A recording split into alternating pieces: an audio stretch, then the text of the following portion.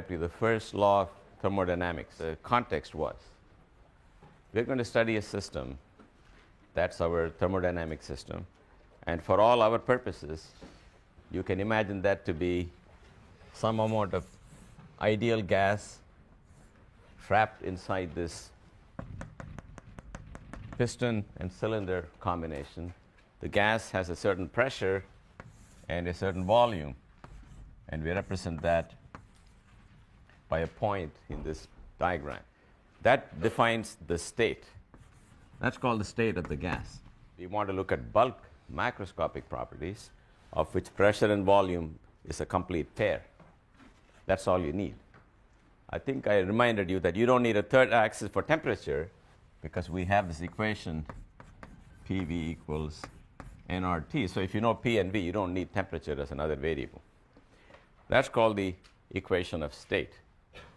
You can use this all the time.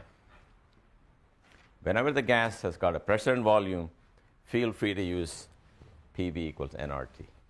I take a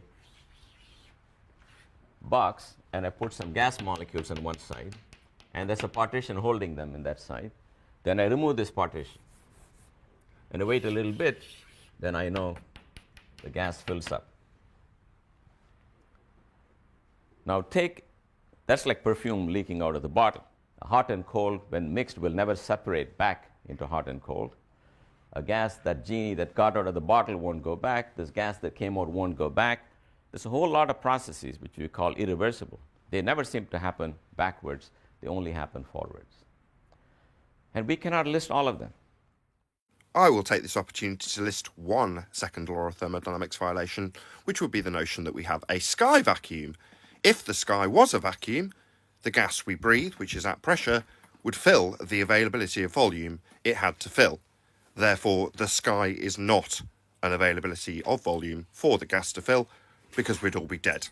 And it's really amazing that that is one law, a single law that not only is qualitative but is quantitative, that tells you exactly when some things can happen and when some things cannot happen. And according to the one single law, all the things that we say don't happen won't happen, will be forbidden by the law, and that's the second law of thermodynamics. But what form does it take? Well, we will see.